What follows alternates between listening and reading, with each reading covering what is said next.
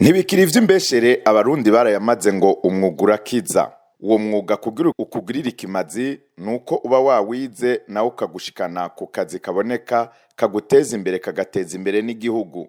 Mu kwigisha iyo myuga ntawo bideha ko umuryango w'abasaleziyano wa Don Bosco mu Burundi wafashe iya mbere aho washinze ibigo vyigisha imyuga vya Buterere na Rukago bisanzwe vyigisha imyuga itari mike. Leta y'u Burundi nayone ikaba atako itagira kugira iteze imbere imyuga, aho twovuga nk'umugambi w'igihugu wo guteza imbere igisata c'imyuga wo kuva mu mwaka w'ibihumbi 2020 gushika mu mwaka w'ibihumbi 2030, hamwe rero nishirwaho y'urwego rwihweza impapuro zitangwa ico bita Cadre National de Qualification et de Certification mu rurimi rw'igifaransa. Ariko rero naho utwo twigoro tuba harakibonekeza ubushomeri kurwaruka muri rusange, harimwo nabo baba bize imyuga. Ivyo rero bigatumwa hakuru nuko ivyigwa vy'imyuga baba bize bidahuza n'ivyo abatanga akazi baba bakeneye. Ivyo bikaba biri mu vyatumye umuryango w'abasaleziyano ba Don Bosco mu Burundi babifashijwemwo na Don Bosco Tech Africa batunganya kw'igenekerezo rya 12 Munyonyo umwaka w'ibihumbi 2025 uruganda rwo guhanahana ivyiyumviro kugira barabe ingene hoboneka ubuzi bubereye, ico bise Dialogue sur le travail décent au Burundi mu kinyamazuru. Urwo ruganda rwo guhanahana ivyiyumviro rwuguruwe na Patiri Raymond Bavumiragiye aho yatanze intumbero y'iyo nama. Umuyobozi mukuru w'akazi Boniface Ndayiragije akaba yaremereye abaraho ko ibiva muri iyo nama azoshigikira ishigwa mu ngiro ryavyo. Kugira iyi forum mwateguye nibaza ko atari nyinshi zamaze gutegurwa muri ubu buryo, ivyo mushikako twebwe nk'ubushikiranganje bujeje kugira promotion y'akazi tuzobafasha kugira ivyo resolution zo muri forum zije mu ngiro, tuzotanga contribution yacu. Hanyuma nabonye ko muzoshiraho meme de à la fin parmi les résultats muzoshiraho des comités tripartites de suivi. Le ministère dispose kuzamwo kugira dufashanye orientation. Nibaza ko dufite ico twoterera. Rero ntimwibaza ko mutamba mwirorera muri mwumvikana muje imbere ku neza y'igihugu cacu no ku neza yo guteza imbere iki gisata c'imyuga gikenewe cyane. Ndabisubiyemo, kirakenewe cyane kugira dushike kuri rya mbono ihangiro dufise ku rwego rw'igihugu. Ntidushobora kuyishika ko tudaciye muri development y'imyuga. Imyuga ihagaze kuri travail décent na respect du dialogue social. Mu vyavugiwe muri iyo nama na cane bashimikiye ku kugene hobaho umwumvikano hagati y'abafise amashirahamwe atanga akazi ku banyamyuga hamwe n'amashure abigisha kugira inyigisho zitangwa zihuze n'ivyo isoko ry'akazi riba rikeneye. Haravuzwe n'ibijanye n'ibikorwa vyo kwimenyereza bita stage n'ibindi. Ko mubibona ama stage ngene ameze, jenda maze kuronka aba stagiaire ku kazi, c'est pas du tout organisé. Hari abantu bagenda bakabereka aho bicara canke bakaja ari muri izine, ntibakundira gukora ku mashini yabo kuko bajayo batarabona nk'izo mashini, noneho zibago bazica. Ni ngora. Rero il faut que tout ça soit organisé dans des règlements. Rero ayo mategeko ari au stade du comité national ntitwakira abastagiaire kubera bazata kintu na kimwe bazi, ntitushobora kumushira ku mashini kandi ntituba dufise abantu babigisha kuko abakozi dufise nabo gukora sabo kwigisha. Ayo mategeko rero niyasohoka azofasha gukemura ibibazo bimwe biri muri ibyo bya formation en entreprise, kuko icumwuga ntuzokwigira mw'ishure ryonyene utagiye muri entreprise ngo uzokimenye. Mu biganiro vyatanzwe, Gaudence Bukondwe yashimikiye ku kungene ivyigishwa mu mashuri y'imyuga vyohuza n'ivyo abatanga akazi bakeneye. yamenyesheje ko bigaragara ko amashirahamwe ico bita entreprise ivyo akeneye bidahuza n'ivyo abanyeshuri baba bize. Ibi bibaye ntitworindira révision des programmes ahubwo hoca haba renforcement des capacités des formateurs. Nico coca kiba mu kurindira révision des programmes. Hama ayo makompetence rero akaba araronswa b'abanyeshure bari muri ya structure de formation de l'FTP. Nuko hobaho équilibre entre l'offre de formation et la demande du marché du travail. Donc, hakabaho formation suivant les demandes du marché du travail. Les compétences dont le marché du travail a besoin zikaba arizo zigishwa muri aya mashure yacu imyuga. Gutyo rero ngo bikaca bigora ko babakira vyoroshe haba muri vya bikorwa byo kumenyereza akazi bita stage canke kubaha akazi nyezina. Harakenewe ko haba ibiganiro hagati ya le public et le privé kugira ayo mastage ashobore gutangwa atangorane. Yaranagarutse ku mashuri amwamwe ashobora kuba afise ibikoresho bidakwiye narirya ubuhinga buguma butera imbere uko bukeye uko bwije. Gaudence Bukondwe akaba yasavye ko hoba ihuriro ryabo bafise amashirahamwe entreprise n'aba bafise amashure y'imyuga kugira haganirwe ibikenewe kwigishwa vyotuma haboneka akazi kabereye.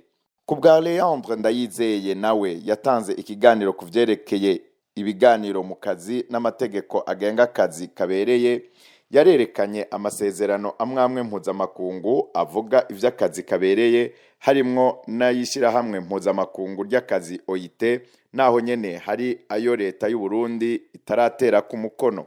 Umuhinga wa nyuma yari Maître Raphael Sinamuziga yagarutse ku mategeko akingira abana mu kazi. Yaranerekanye ko hari ibihe bimwe bimwe usanga abantu bariko barahohotera abana ico bita travail de mineur canke ubuzi buruhisha kandi bari bazi ko babahaye akazi.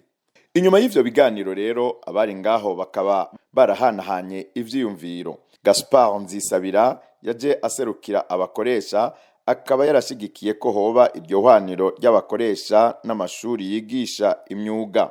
Je nagira nti il faut que les universités zikorana n'ama entreprise.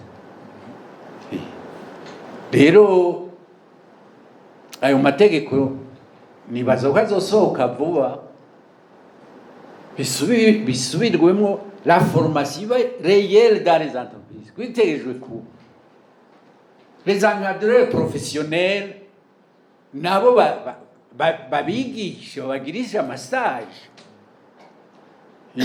ko muri entreprise we ntubuzi pedagogie ntubuzi rero uko bimeze wewe wagize uti bariga abana bagakenera amastage bakabura iyo bagira amastage so kuvuga ko les entreprises birukana ziti no ni ibibazo bitigwa ngo habe umwumvikano entre la communauté nationale. Sinon la formation en entreprise ni obligatoire. Twebwe turabyigisha abakoresha comme éducation civique, ils doivent participer. Richard Ngendakumana yari yaserukiye umuyobozi ajejwe inyigisho z'imyuga yaragarutse kuvyerekeye ingene ibikorwa byo kwimenyereza bitangwa n'intambamye zimwe zimwe bijana zibonekeza. Nk'ama entreprise ari ukuntu bahora basanga bariko barasaba nk'ama frais de participation canke ama contribution nk'amashuri kugira jane abanyeshuri ba mu stage par exemple. Aho naho turatuca ayo ntava muri kwishuri acaja kuva muri babavyeyi tukadusanga bafise ya mikoro make twabonye n'ingene smige ngahe wacu ahigeze ico kintu c'ama entreprise n'ama structure de formation harabuze nk'amategeko hanyuma kandi nitwo twaba dusanga tugize amategeko contraignante yoblija les entreprises kwakira abo bari muri bariko baragira ama formation kubera nta handi na hamwe bazokurya experience canke une pratique atari muri ayo ma entreprise aba bakeneye bukeye. Yego ico nico umuntu yoshimikirako cane. Mu mategeko hasanzwe hariho ma stage, ubwoko bw'ama stage abiri.